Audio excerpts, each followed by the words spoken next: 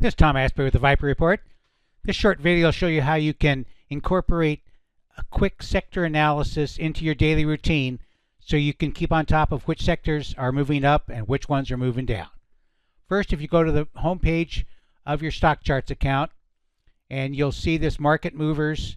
You can see down here candle glance. You click on that, and then up here you go predefined groups, and the third one down is S&P sector ETFs. You come up with this roundup of 11 charts. What I like to do is to add the on balance volume to that. Okay, update, and here's what you see. So depending on your market bias, which I use the advanced decline lines as negative as this was filmed, you kind of look at some XLU looks to be topping out here. That doesn't look too great. Not too many positive. XLC is one of the few that's crossing back above it, as is XLY. So then I would click on a couple of ETFs. They have my normal setup here. So this is XLY. You know, we're holding the 20-day EMA at 147.03 and the pivot. So, you know, that's sort of an encouraging sign. And both the daily studies are positive. Hit your back arrow and let's take a quick look at the utilities. You can see opposite effect here. We broke down.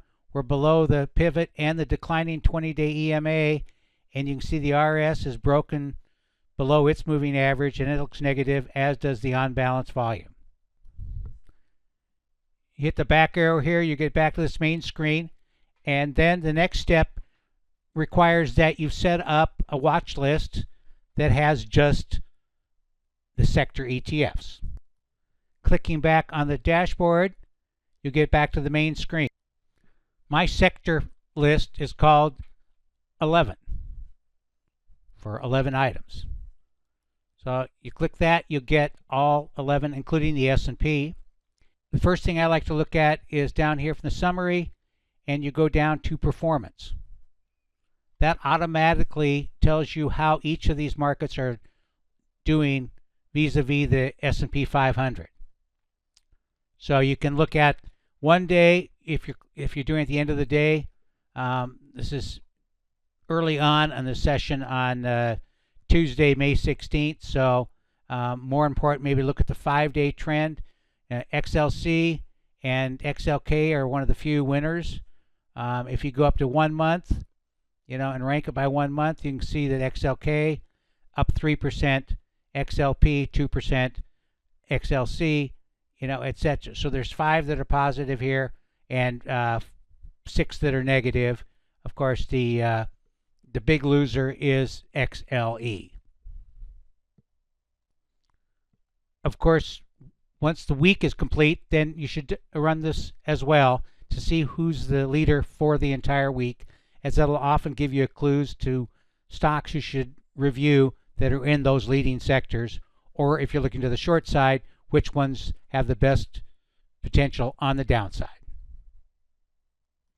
This took just a little over 3 minutes to film, and hope you found it informative. As always, send your questions to tom@viperreport.com. I hope you found this short video beneficial and that it taught you something about stock charts you may not have already known. We have a special offer for 90 minutes of one-on-one trading where I can show you more tricks on the stock charts platform, how to set up my indicators, or a brief introduction to the advanced decline analysis. If you go to the Viper Report, you can see this special offer for traders and investors. If you click on that, you'll get to this offer page here. We'll explain how it works, and essentially you can always email us at Wentworth Research for more information. $199. We'll set up a phone call with you. If after the phone call you decide it's not for you, or I don't think it's a good fit for me, we'll just cancel that and refund your money. I hope you join us. A lot of people have benefited from this program and gotten much more interested in technical analysis and also more profitable. Thank you.